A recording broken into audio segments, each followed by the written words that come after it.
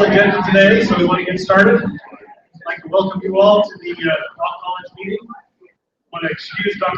Thomas. She's traveling today and can't be with us. But my understanding is she's going to be watching us live on YouTube.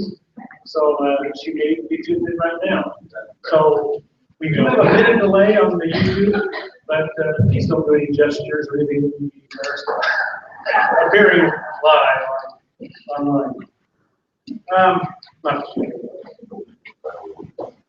have just a few announcements before we get going. One, we've got baseball and softball this week. Today at 2 o'clock, we have a baseball team out on our field. And tomorrow we've got the softball team. So we encourage everybody to come out and root for our home team. The baseball field, or the baseball team, is playing at 2 o'clock. And the softball team tomorrow at 3 o'clock. Tomorrow's game, I believe, is Rio Hondo. Today's game. College of the Desert. College of the Desert. Thank you. All right. Just a few announcements that we wanted to make. The student success workshops are in progress right now. They started on February 22nd and they go to March 10th. Both writing and math workshops are being conducted, and they're being conducted in our Student Success Center, the K building. So please let your students know, make sure everybody knows about those. They're free, there's no registration required, and the schedule is posted back here. We have a flyer back on the table. Let's see. We have a scholarship assistant workshop that's hosted by Financial Aid Office.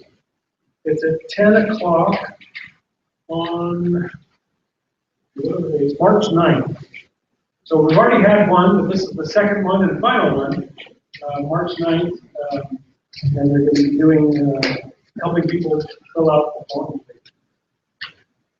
Then we have a job readiness and interview skills workshop on March 10th. That one is held at the Transfer and Career Center at 12 o'clock again. And all BCC students are invited to come to that. They're also going to have one in the evening at 5:30, from 5:30 to 6:30.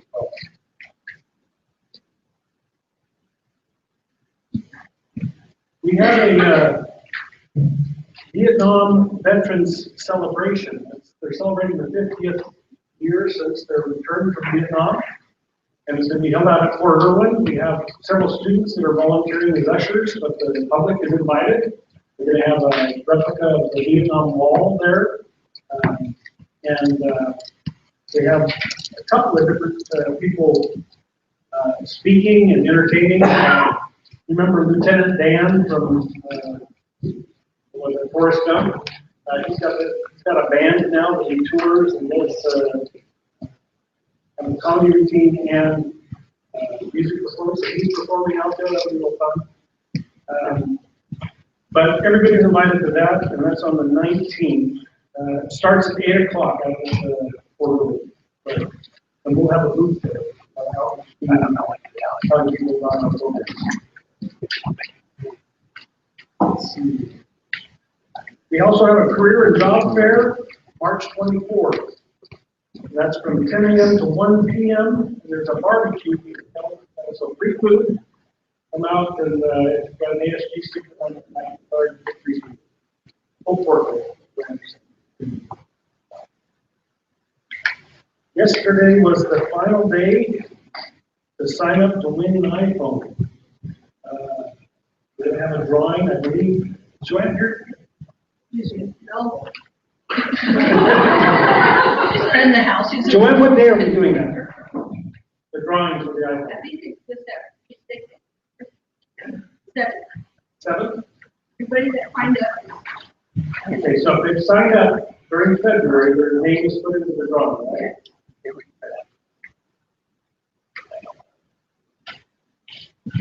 Even though the drawing is over, we still encourage everybody that hasn't yet to please sign up for the Viking system.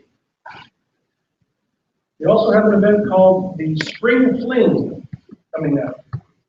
It's in honor of Financial Aid Awareness Month, and it's presented by our Financial Aid Office. So we'll hear more about that today in our program.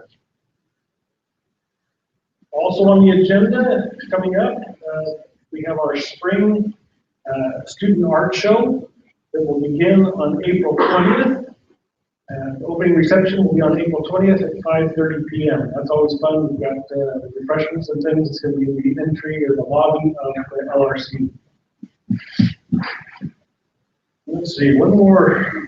So here, the student government elections, the application packets and all the information about how to apply for ASG student offices is now available in the ASG office.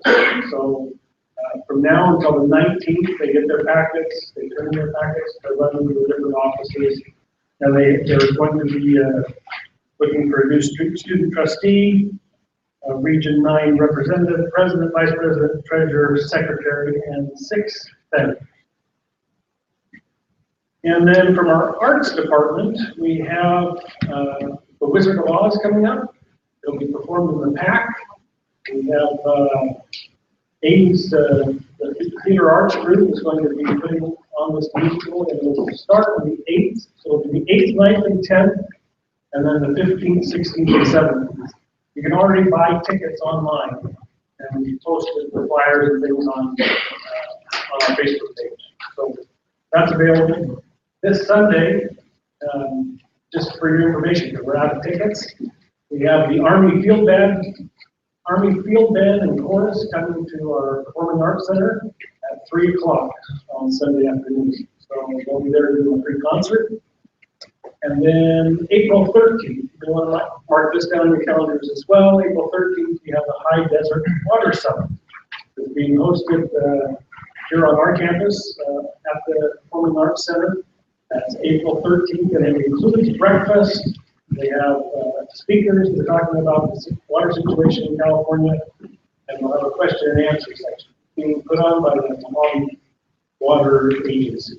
So you're all invited to that. In fact, students, they sign up through ASG and attend that program for free. So Joanne is taking care of it. All right. Any other announcements or calendar items that we need to cover quickly? All right, then we'll go ahead with our agenda.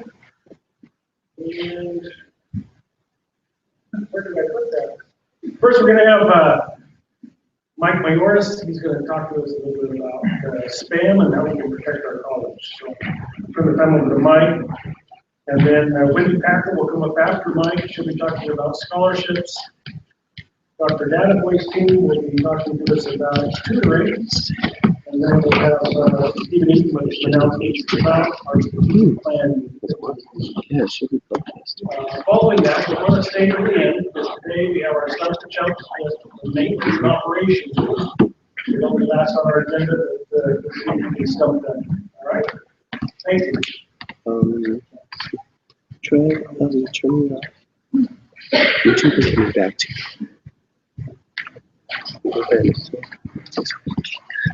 There seems to be a major delay. There is a major delay, but it is working. Right? It is working now. That's where we are right now. For those of you that don't know me, my name is Mike Norris. Fairly new to IT, campus network administrator. So when I first accepted this assignment for the first, 3 or 4 months, one of the major ordeals that I dealt with was an inundation of spam on campus. So both incoming and outgoing. And so today I'm going to go through some of the things that we have done and we have learned over the last year or so with the spam. First off,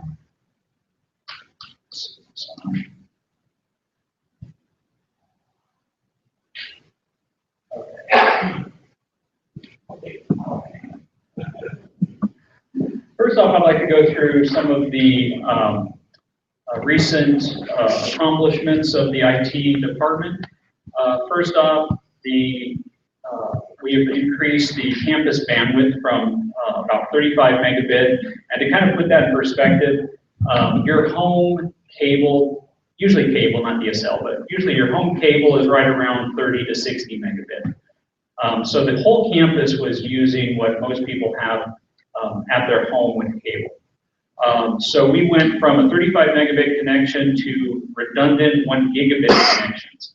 What that means is that if one of our gigabit connections goes down, more than likely the other one's going to pick up, and most end users won't even realize it.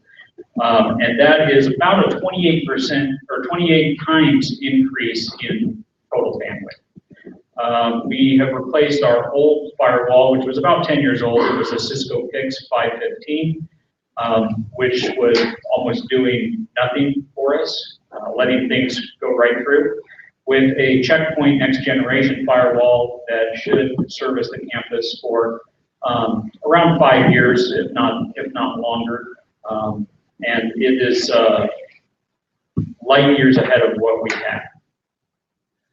CTE went from 2 T1s at around 1.5 megabits per second to a Time Warner connection at 50 megabits per second. And they also got a Checkpoint firewall VPN, so they are now optimizing their traffic between main campus and CTE location. The admin building recently, we retired 13-year-old switches, Cisco switches, with newer 3850 series switches. That would give us quite a bit of more capability, adding features and capacity going forward. We're continuing with wireless upgrades on campus. We recently upgraded the software on our wireless LAN controller, giving us, again, better capabilities. We are going to continue to upgrade the access points and increase coverage throughout campus as quickly as possible. We are in the process of replacing the switches in the LRC and student services building, and that again will give us greater capabilities and upgrades going forward. Actual desktops. All right. Instant. Next is spam. So spam is a form of commercial advertising that is economically viable because of the very low cost that it costs a potential advertiser to send out millions of messages and reach that many eyeballs. So how do they get their lists? They harvest their recipient addresses from a number of sources. So when they might have little servers out on the internet and they're just monitoring email passing through them, if they can get into a server that is doing that. So every time you see somebody's to name, it could be scam, and it gets added to a list. That is why it's really important to, if you're sending out a mass email, don't put a bunch of people in the to field. You want to put them in the BCC field, or the C. Yeah, you don't want to put them in the to field or the CC field. You want to put them in the BCC field, because these scammers that are out on the internet, they won't read the BCC. It's hidden. So it's a pretty important tip for reducing the amount of spam. Spam and viruses can turn your computer into a drone or a zombie.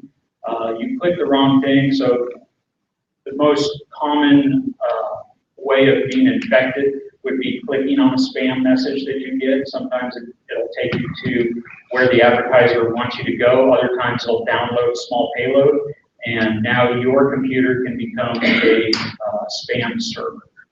That's kind of what we were dealing with on campus when we would have certain individuals that would click on things that, unbeknownst to them, they would then become a zombie. And sometimes I would come in over the weekend and we would have maybe 750,000 emails had gone through our servers over the weekend. That would then prompt a lot of services on the internet to blacklist us.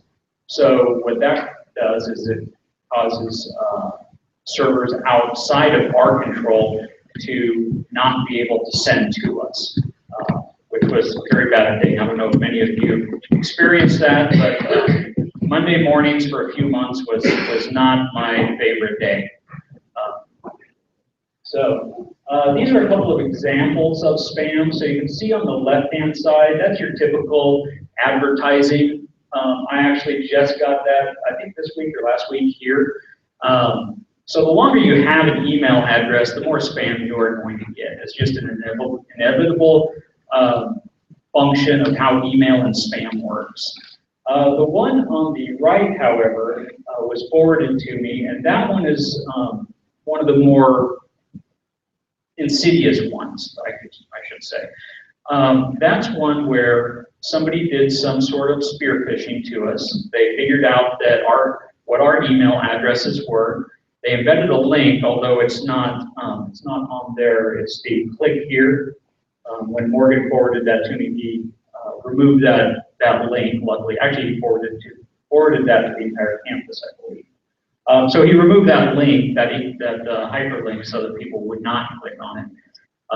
But if you see a hyperlink embedded in an email like this, please do not click on it. One of the ways that you can, if it is questionable, if you do think, hey, this looks legitimate, you can hover over the link in that body, and it will tell you where it's going to go to. If it doesn't say barstow.edu, it's probably spam. Also, that the mail to up there that Glenn was just highlighting. That section up there, you can see that is not from a barstow.edu domain either. So if it does not come from somebody that you recognize in the IT department, and it does not have a .barstow.edu, although those can be spoofed, but more than likely that's going to be spam. Okay. So this is just kind of a representation of how much spam is out there. This was from Q1 2014, and this was globally the amount of spam in relation to legitimate email.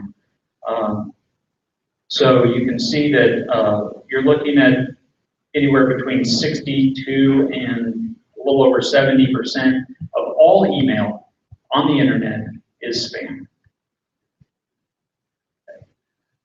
How we mitigate spam. So we have several ways of getting rid of spam that's incoming to the campus. The first part is our next generation firewall, and it does a pretty good job of scanning and filtering spam.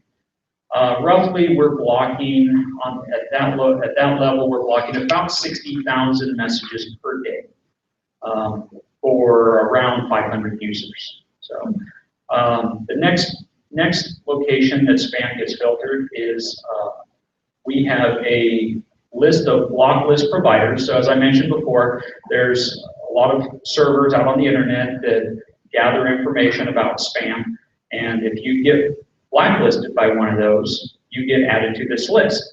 So we subscribe to 4 lists up here, and so when an incoming message comes in, it checks to see if that IP address from the incoming sender is on one of these lists. If it's on one of these lists, it doesn't get through. So now that's kind of the reverse of what was happening to us when we first started this whole thing with spam. And then to mitigate the outgoing amount of spam, we implemented a policy where no one user can send more than 500 messages per day through our servers. That does not include lists, internal lists. So if you send to All College or Barstow College, that counts as one iteration of a message, not 500, so or 300, however many is in that list. Some simple steps to combat spam. First, don't make a purchase from unsolicited email. It is supporting that spammer. They will know that you clicked on their message. They will know that you purchased something through their advertisements. So you are directly supporting spam at that point. No matter how good of a deal it is or might seem, don't do it. If If you don't know the sender of an unsolicited email, just delete it. Very rarely are you going to get something of importance from somebody. It would be the equivalent of cold calling you. Do not respond to spam messages or click on any links. Even if it's to respond and say, please don't send me anything any longer, they then know that that is an active email address, and more than likely they will not remove you.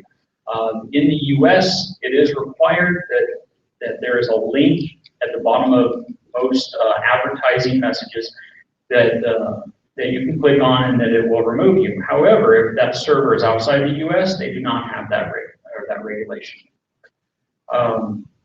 As mentioned before, when sending email messages to large numbers of recipients, use the BCC instead of the to or the CC field. I believe in Outlook, when you do a new message, the BCC field is not visible, but what you have to do is just click on CC. I believe you have to put one address in there, and then the BCC field will show up. You can then remove the first address and put all the addresses you want into the BCC field. Think carefully before you provide your email address on websites, news groups, lists, or other online public forums. A strategy so say you do want to get some reoccurring emails from a site that provides a topic of interest to you. What a good strategy to do is to have a throwaway email address that you just don't care about. Get yourself a Yahoo or a Gmail account that you might have a personal interest in the email address, but doesn't have your name or anything like that, any type of personal stuff. And just use that for signing up for those types of activities. Never give your primary email address to anyone or any site you don't trust. That's especially careful with your BCC account. So, like I mentioned before, the longer you have an email address, the more spam you're going to get. One of the ways that you can make it so that you just do not see spam from a particular person or a particular subject. So Glenn is our test subject, and he is going to go into his Outlook. He's going to go into his Outlook here.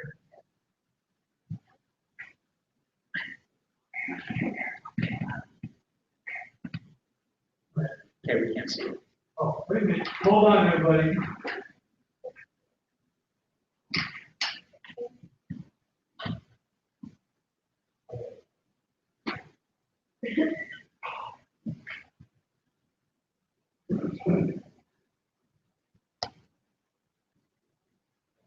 I'll get there.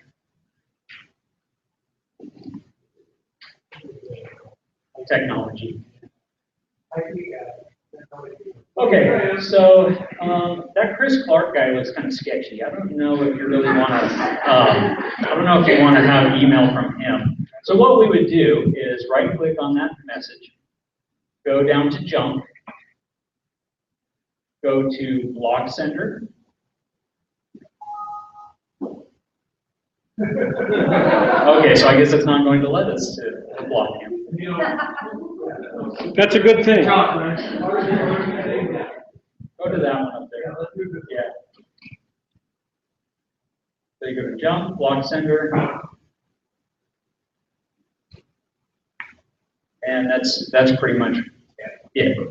There are some added features that you can do. You can go back in and you can unblock someone. Mike, what did the window say? I couldn't read it.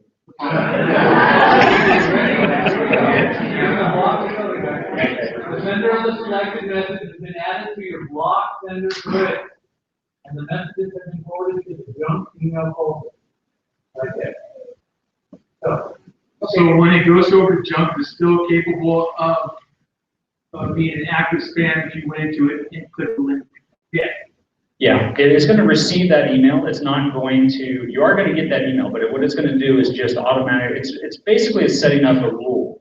So if If another email from that sender comes into your inbox, it's going to just redirect it into your junk folder. You can periodically go into your junk folder and scan it, see if there's something of importance, because you do get some false positives. So if somebody calls you and says, hey, how come you haven't responded to my emails for the last 30 days, you might want to check your junk email. So that's one way that you can mitigate the amount of spam that you're getting. I don't get a lot just because I'm fairly new, but I can imagine that some of you that have been here for many, many years would probably get quite a bit. Recently, we also had a particularly nasty phishing attack between the president and George. So somebody went onto our website, figured out that George was a vice president, got our president's email and spoofed her email to George asking for a large amount of money. So, you know, things happen. It's quite interesting when we uncover things like that. So, yes. If you just drag the email to the junk folder, I believe it just affects that one email. Right, I don't think it puts it in the block list, but I haven't tested that. I usually just right click and say this is junk. So, any other questions? All right, thank you very much.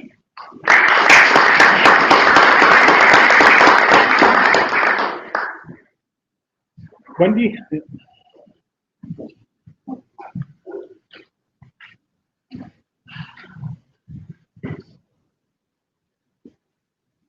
Hello, thanks for having me. So as many of you know, the scholarship application is open. It'll close on Saturday, March 19th. That's midnight our time for our students to apply. When I checked before I left, we had 78 completed applications.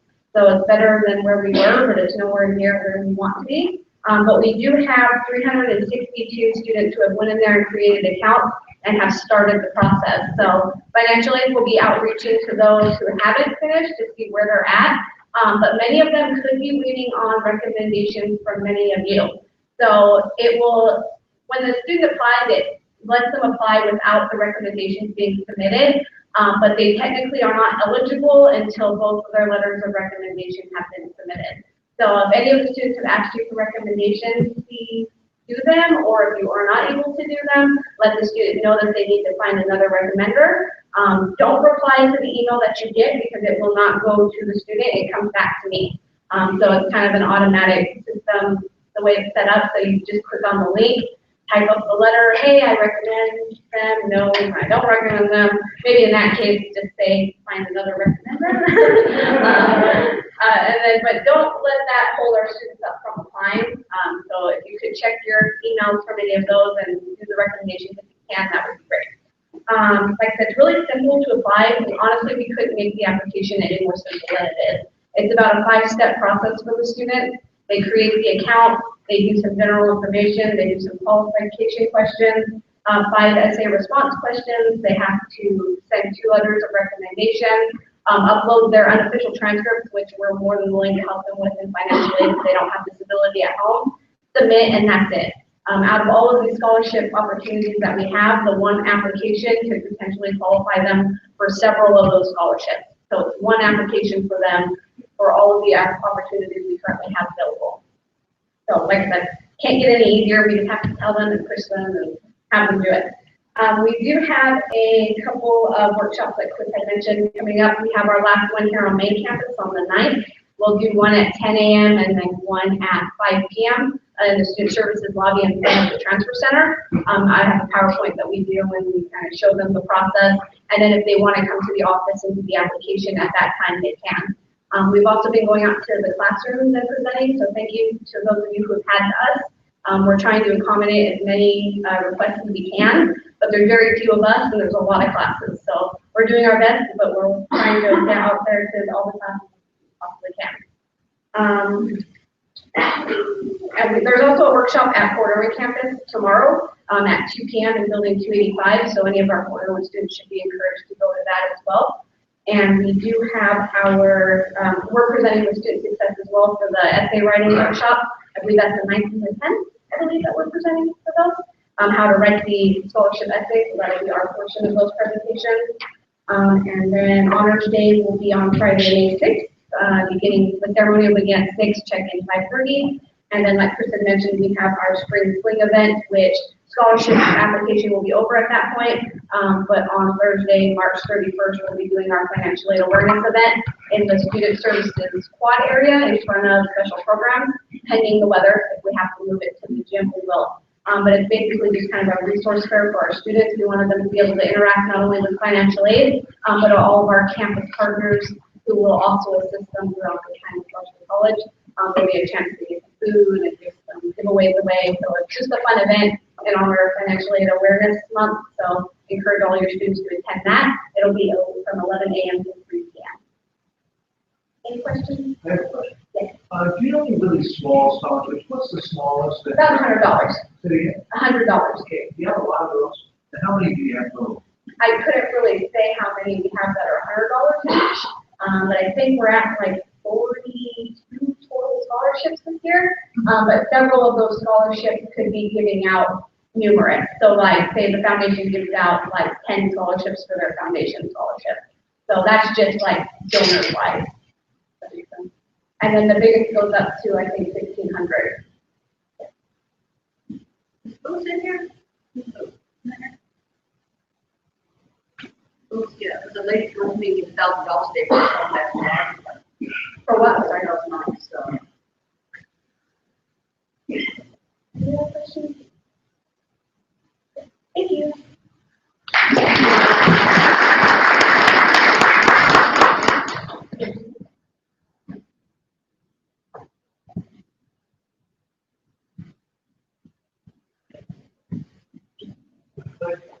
And real quick, before we start with our presentation, scholarships, let your people know that if they're having problems doing the scholarship, then we'll get tutoring and we'll give them a hand. So, now back to tutoring. We were asked to talk about the student success workshops that are being offered. It's been mentioned a couple times, but we have some more information to share with that on that. Last semester we tried this, and we had, we were very ambitious, and we found a lot of things didn't work. We had tried to treat them as little classes, refreshers, and students just weren't signing up for the right one. The teachers couldn't do it at different times. So after we realized it didn't really do what we thought, we did some revamping and ended up with something new. Okay, let Lori talk a little bit about that. So like she said, when we started, students were not signing up. We were lucky if we got 5 students in a workshop. But then things changed. Students started attending, the ones that attended started really realizing what they were getting out of that hour. And they started letting other students know. So we went from 5 people to 10 people to 15 people to 17 people. So we literally tripled our attendance as far as these different refresher workshops are concerned. The topics we came up with by meeting with, talking to the presenters, different people in student services to figure out what we thought students needed. We're still, fine tuning that a little bit, but we have now every day, Monday through Thursday, 12 to 1, writing and math workshops, different topics, different levels, very specific, focused on one thing. Students come in, learn that thing, and then hopefully come back for more. Here is our schedule up until spring break. We still have 2 more weeks of workshops, and as you'll notice, we do have the last 2 days on March 10th and 9th, the scholarship that Wendy talking about, yay. And we're very excited about having Wendy do that. And along the scholarship line, let your kids know before they turn in their scholarship essay, stop by tutoring and get it looked at for any changes that they might need, because it does make a difference to the people that are reading the scholarship essay if there are errors in punctuation or grammar. You'll notice by looking at the schedule that most of the English writing things repeat, and that's because we have them running at exactly the same time, the math and the English. We want people to have a chance to make different things, not have to go, I have to choose, I'm gonna miss something really important. This schedule, the math does not have every day covered. That's gonna change in, after spring break. We're gonna have math every day, English every day. There will be repeats, so people can come back and do more than once if they need it, or if they missed it because they wanted to go to the math workshop, and we're gonna be really carefully trying to schedule them. So in theory, people taking English probably aren't in the equivalent level of math. Obviously, that's a guessing game a little bit, but we're doing a lot of work to make sure that we avoid as much conflict as possible. So we're still working on the exact dates of all the topics, but they will be Monday through Thursday. We're going to have Math 2, Excel. We're going to have research. We're going to have even taking online classes as some of our topics. So. And basically, what we're asking from you guys is to let your students know they do want the service. I had one student in between the first and the second offerings that would come in every day. Hey, I really liked it, those workshops. Are you going to give them again? And every day I would have to tell them, you have to talk to Penny. And he'd come in the next day, and I tell him, you have to talk to Penny. And he'd come in the next day, and I tell him the same thing. So he's standing at my desk, and he reached into his pocket, and he goes, okay, this is what I'm going to say.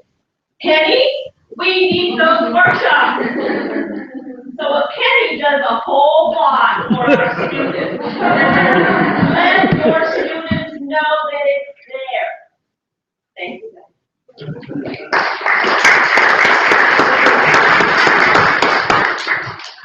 Who's teaching these workshops or? We have several presenters here, and actually almost have Mr. Boone has taught several, and he's saying that it's Highlander schedule for some, Mr. So other than as well, for the most part, they are teaching math level, if at all possible. Sometimes there's some new skills in that area, they will. Also, in the Student Success Center, our faculty members holding their office hours there and helping the students on a come and go basis. And would one of those faculty members be here today? Yeah. Just so you know, we do have a faculty office. Just so you know, we do have a faculty office, and Mr. Love has been using it. Nancy Moonskills has been using it, and the students are coming specifically to look for those instructors, because not only are they using their knowledge for that instance, they're also, if we're very busy in the Student Success Center and I don't have a tutor, they're jumping in. So if you want to make closer contact with your students, we have someplace for you to do it. Also, I sent out an email about books. If you have extra books within your area, an extra English book, we'd be more than happy to take it off your hands. Just let us know. Thanks, Lori. So, I'm up here today to talk about the strategic plan implementation schedule discussion. The IEC, Institutional Effectiveness Committee, is charged with keeping track of the strategic plan and what kind of progress we are to meeting the goals and achieving those priorities that, what, 49 weeks ago that, you know, all of us worked on in late March of last year. Certain committees across campus were assigned to come up with goals and action plans and measurables to achieve those strategic priorities. They've all been approved now by the Board of Trustees, and the IEC will now be going back to those committees to see what kind of progress is being made. One of the things that each one of those committees needs to do is to maybe reassess the goals that they chose to take forward and the action plan and assessments. They may not be as good or as pure leading to a pathway of success. So in the essence of continuous quality improvement, I'm urging those committees to take a look as to how effective those goals and action plans are. So don't be afraid to reassess. The program review committee and the IEC are now finishing up their work on reviewing and filling out the rubrics on how successful the program review process was, and we'll be reporting back to all of the departments on those things. So just because you haven't heard lately, what's going on with that, all that tremendous work that happened this past fall, we are getting close to completing that loop. Just moments ago, it was 2015, and just minutes from now, it'll be 2017. And when do we have to have our self-evaluation to the ACCJC? In March of 2018. So starting this fall, you will be asked, each and every soul in this room, plus the thousands who did not make it today, to be serving on a self-evaluation accreditation committee. We have lots of questions to answer and lots of introspection to do about how well we're doing at this institution. Not only is this a requirement for the ACCJC and accreditation, it is the right thing to do. To move this college from good to great, we need to have honest self-reflection of our programs, our policies, and how we're treating students in helping them achieve their goals. So, because you don't see things going on the surface, please be more interactive with your representatives on the committees that are across campus. If you haven't heard what's going on, then go up to your colleague who serves on that committee and say, what progress are we making so that my job can be easier and I can do better things for students? So the IEC, the Program Review Committee, all the accreditation things coming up are extremely important, and it is the right thing to do. So become involved, ask a lot of questions, and we'll see you in the next meeting room. Thanks, everybody.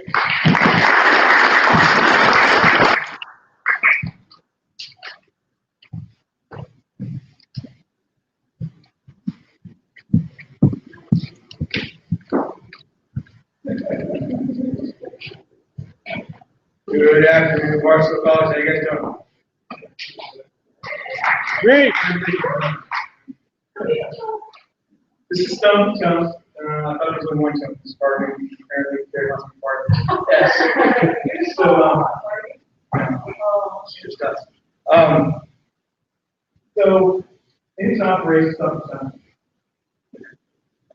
Mary Brown's, we have maintenance, we have custodial, we have the market operations now itself. Anybody want to just guess what makes up waking up the campus? Who wakes up the campus in the morning? Browns.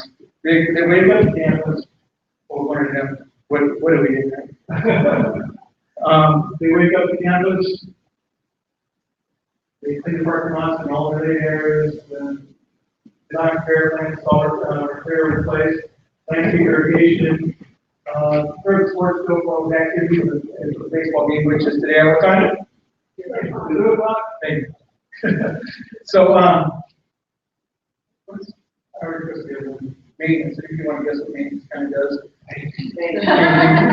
What do you think on closet drains? Get to fixing stuff, heating, air conditioning, repair, replace. Compressor pumps, valves, everything else you see there. There. All these things, they're just components of what we really do as a bigger picture. We all help each other as a group. Anybody want to guess what custodial does for you guys tonight?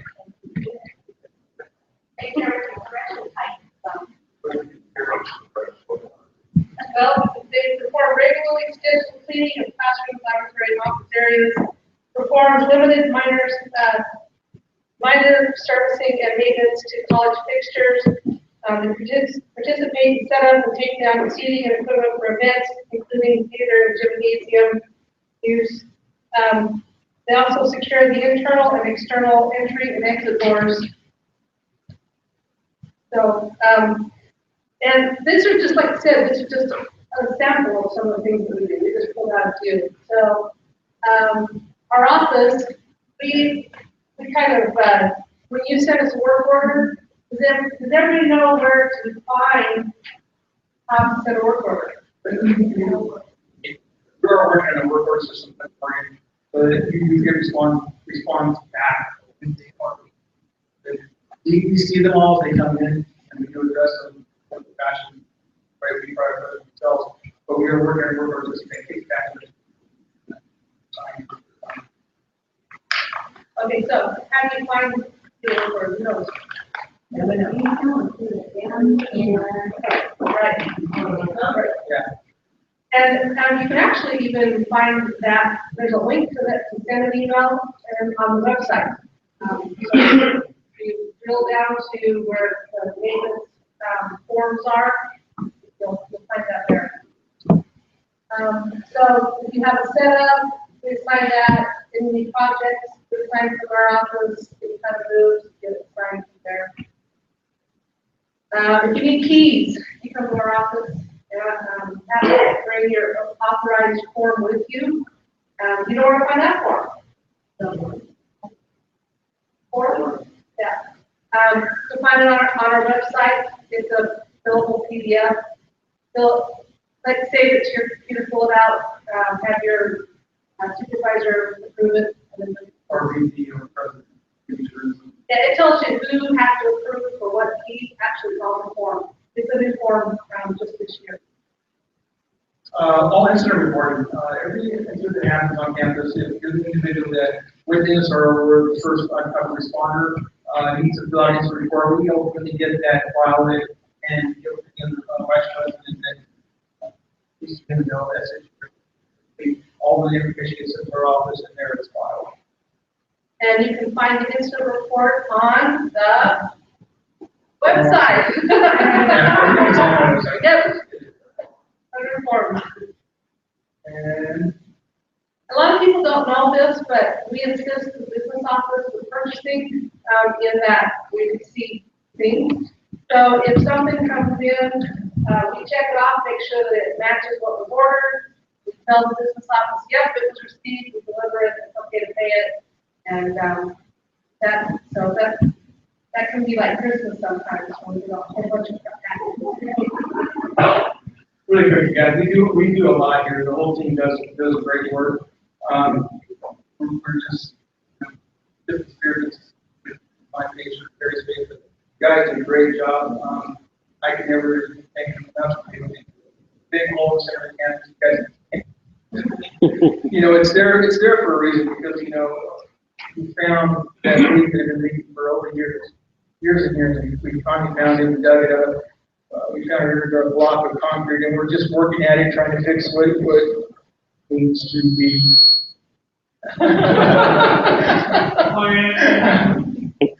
This thing on?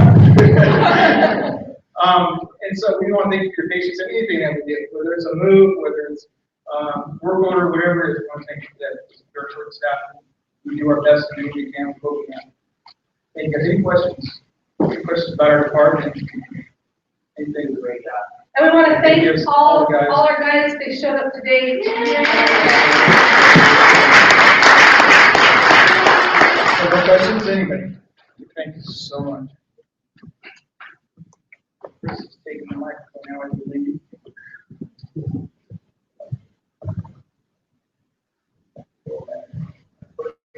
One more thing real quick. We are giving an incentive that we forgot to tell you about. $15 Starbucks card. Take a picture promoting the workshops, send it to Penny, and we'll be doing a drawing for 2 $15 Starbucks cards. So if you're a Starbucks addict, get out there and promote. Picture, send it to me by tomorrow midnight. And you'll be in the drawing. All right, thank you. We just want to give you some encouragement to invite students, other faculty, staff members to come to the all-college meeting. We're trying to make this as informative as we can and give you lots of good information. So let's try to fill this black box with people the next time. We meet on the first Tuesday of every month, during the school year. And so we want to make sure that we're planning for next month, we get a big crowd here. That's some really exciting things already planned for next month. So thank you all for coming, and make sure you get some of the refreshments on the way out. Make sure you sign the attendance chart. Thanks. Or go stir back.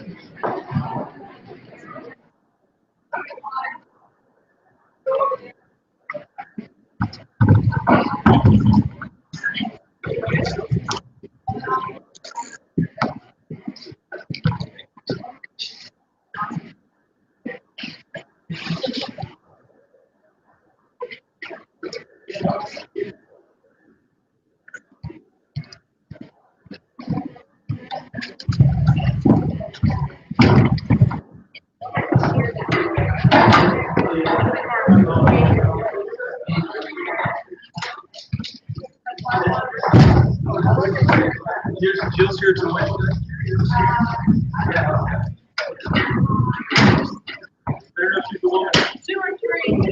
Stephanie's here for just a minute while I move some chairs.